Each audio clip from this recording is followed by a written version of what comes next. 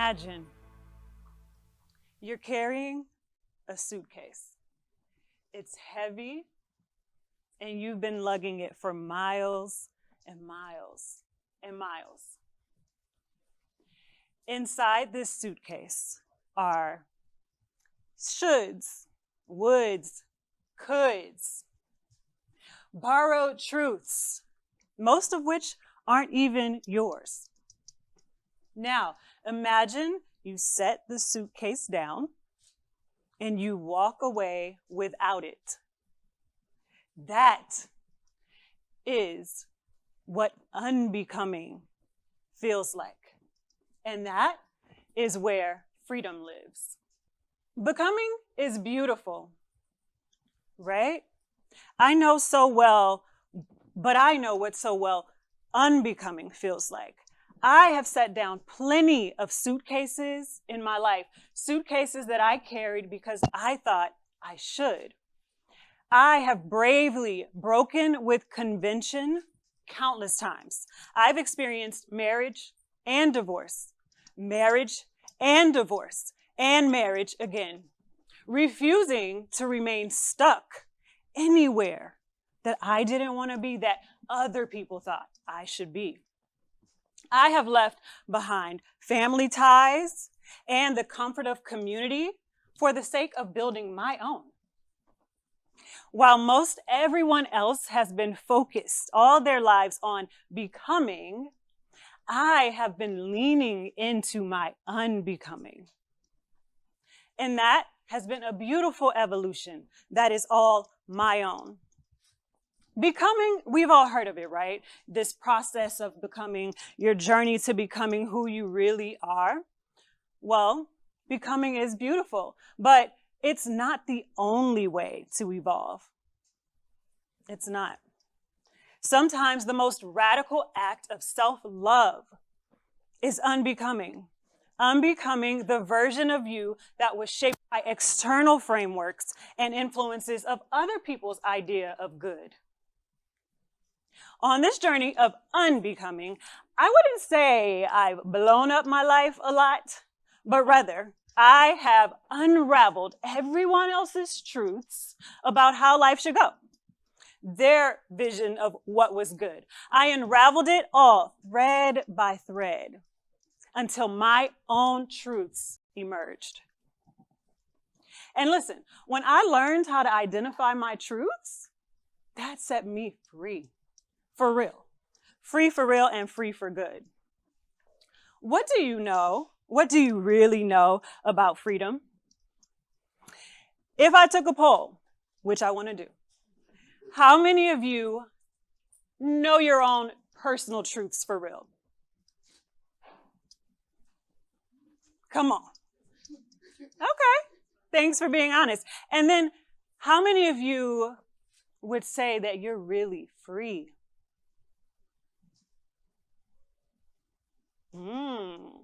Interesting.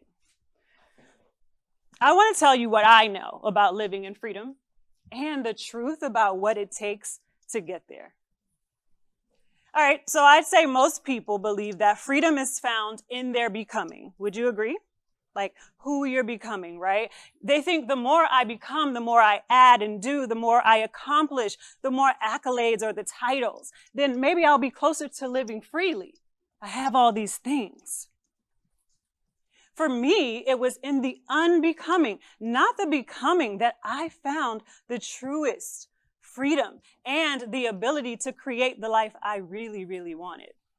See, I've discovered this thing, this really, really big secret, and I will share it with you, but you have to promise to keep it very close to your heart. You promise?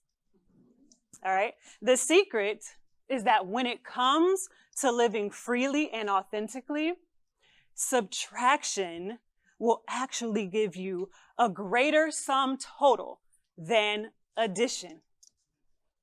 I'll say that again. Okay? When it comes to living freely and authentically, you end up with more when you subtract. In other words, freedom isn't this heavy thing. It's light. It doesn't bear a heavy load. It subtracts all the extras and the add-ons until we are left with only the essence of who we really are, who we're meant to be. True freedom is stripped down. So how often have you heard of or been the one to say, I just want to be free? You remember that song? I just want to be free. Have y'all heard that? Yes. Okay. This is something most of us desire, as we should, because freedom is the thing, right? And then let me ask you this. When you think about freedom, when you think about your own freedom, what does it look like? What immediately comes to mind for you? Does freedom look like having something that you don't have right now? Does it look like being somebody that you aren't right now? Maybe having some new title, doing some big thing. Do you think maybe that will make you free? Does your idea of freedom require that you add something else to your life? I think it's important that we ask ourselves, where does my freedom lie? Imagine this. What if your freedom is somewhere stuffed in a corner behind piles and piles of heavy things that you've collected over time and buried it under? Items and things that don't even belong to you. Ideals and beliefs that weren't even your own truths to keep. Versions of you that you've become thinking it was going to set you free. What if it's underneath all of that? It's quite possible that you will have to find your freedom underneath it all. You will have to maybe subtract some things and let go of others and begin to unbecome a lot of the things that you thought you should be. You really thought you should be those things and that it was going to bring you freedom. Here's something to note. Much of our personal truths are collected in our formative years. And there isn't really much we can do about that, right? Research says that for the first 7 years of our lives, our brains are being hardwired for the way we will view the world and exist in it, right? So then many of the things that we feel so right about in life, about our lives and our worldviews and our decisions and our biases and our convictions, we were wired to adopt and believe. And I don't know about you, but wires and freedom don't quite go together. That is how I ended up building a life that I needed to break free from. The wires. The wiring. I did build my life on a solid foundation. I grew up in a wonderful family, and I really tried to do what was right. I used the blueprint and the wiring I was given, like the good girl I was. Take a minute to ask yourself, what's in the suitcase I've been carrying around that doesn't belong to me?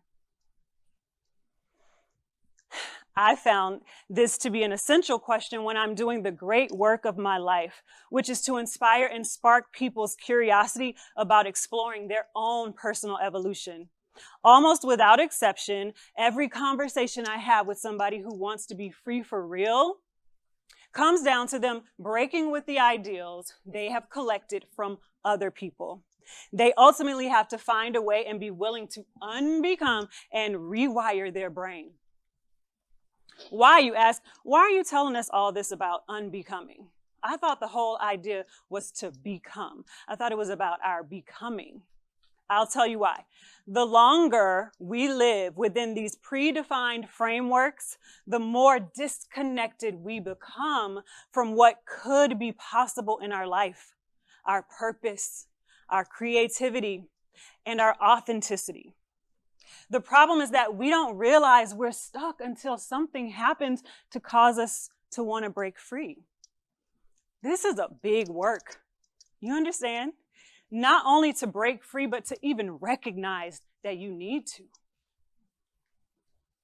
It's wild to think about, really, but we really do take other people's truths around with us everywhere we go, allowing it to inform our decisions and how we live our lives.